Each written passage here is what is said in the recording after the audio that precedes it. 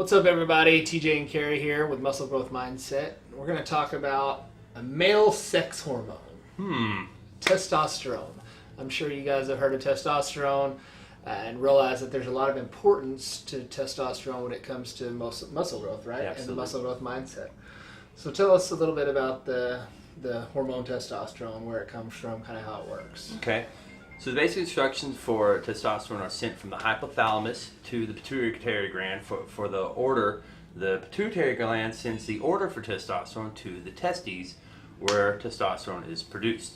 Testosterone is produced in the testes primarily, but women have it too, so it's also produced in the ovaries and the adrenal cortex, so a small part.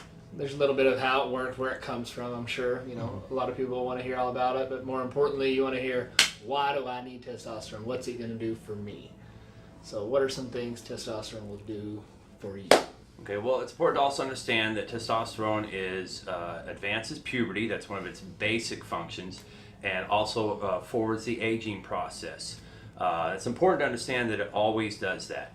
It's a part of the cell proliferation chain, and so it's going to fast forward aging and growth, and we like growth. So it's good and bad, because yes, it's going to accelerate growth, which we want to get bigger muscles, right? And we get stronger, but we're also going to accelerate aging.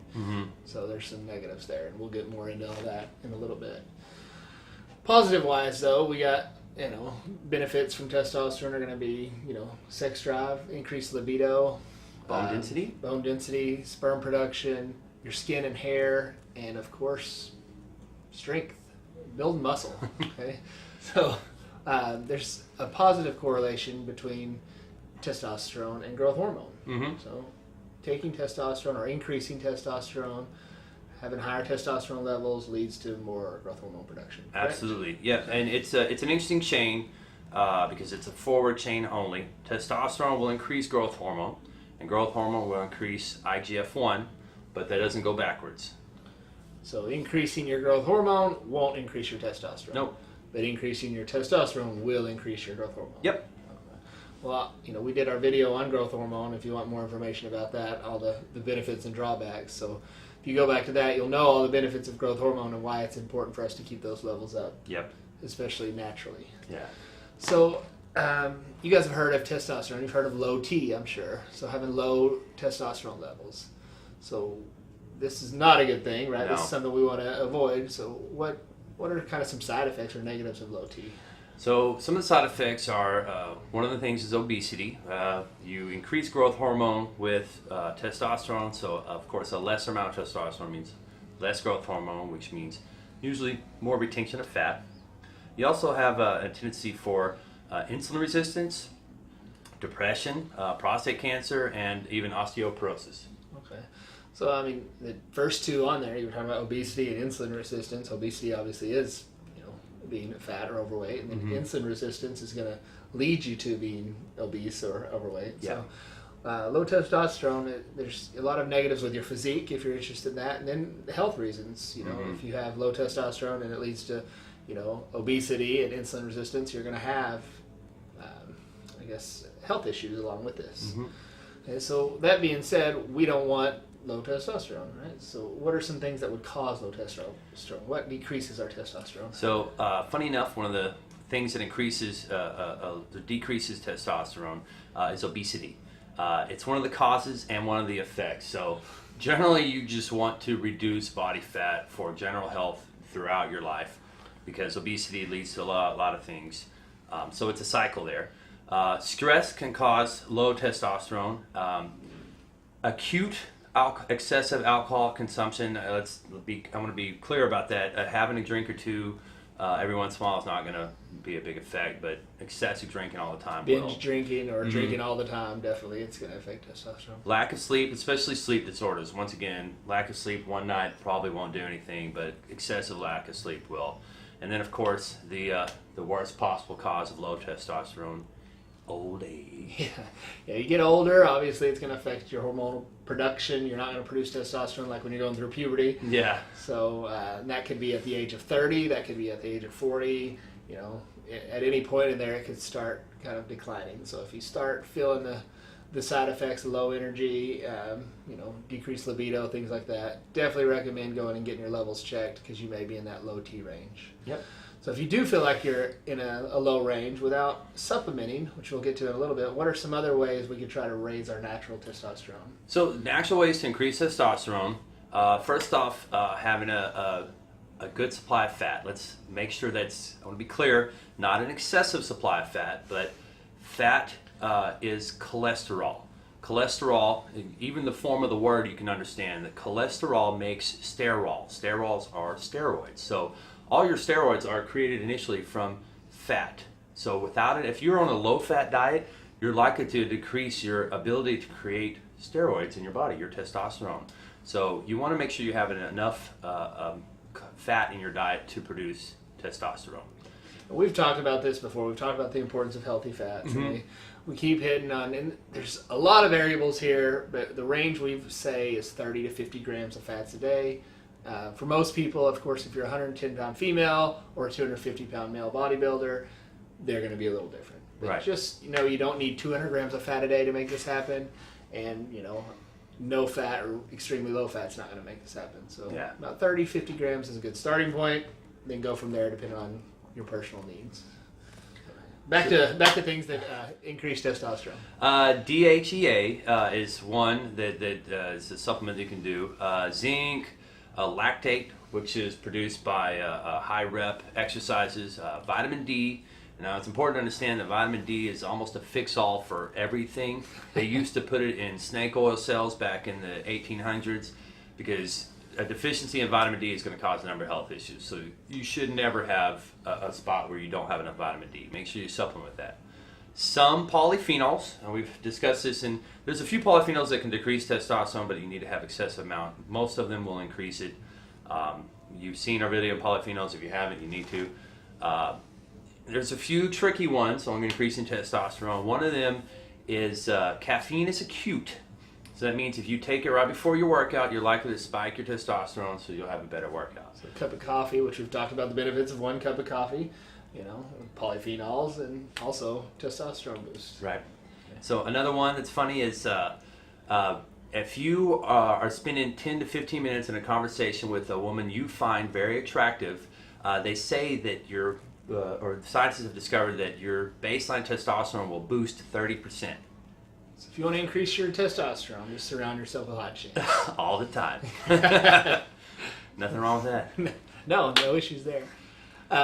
Okay, so those are ways to decrease, ways to increase testosterone. Mm-hmm. So your T levels, it depends on, I guess, how they measure the scale they use. Usually it's around 300 is the normal low, 1,000, 1,200 is a normal high. Those are the ranges of testosterone. Now, it's interesting because to get an enhanced muscle growth, anywhere in that range, having a test level of 400 or a test level of 1,000 isn't going to mean you're going to build more muscle. You're going to get all the other benefits of testosterone, but if you're wanting to pack on extra muscle, then just being in a high range versus a low range isn't going to make a difference. They have shown, scientifically proven time and time again, that 300 to 1,000 range, muscle growth is the same. Okay, so that doesn't mean you're not going to build muscle, right? If you have normal testosterone levels, you have the ability to build muscle. But most people think more testosterone, more muscle growth, okay? Which that is true to a point. So high range is, we'll say 1,000 to keep numbers easy. So if you want to start getting that, accelerated muscle growth, then you need to be about 130% of that high. So if high is 1,000, you need to be about 1,300 to start seeing the accelerated muscle growth. So 14, it's going to accelerate more. There's going to be a point of diminishing returns. So what that is, I don't know. We don't know where that point is. Obviously, if you're taking, a ton of testosterone, your levels are 3,000 or off the charts, then you're going to be putting on muscle at a faster rate. But it's kind of one of those things where there's going to be, like I said, a point of diminishing returns. You're going to get an increase in muscle growth, but you're also going to get an increase of side effects. So one of the things is, testosterone. Taking testosterone is going to expedite growth, but it's also going to expedite aging. We've talked about it's a chain of effects in cell proliferation. The positives are growth. The negative is aging, and also gives cancer opportunities to take hold. Your body wasn't meant to be in an unchecked cell proliferation state. So most people who enhance through anabolics, they cycle. I've heard stories about young bodybuilders dying. I believe my opinion is usually that they didn't check themselves, they didn't cycle off. We don't have enough to test. They just passed away and it's over.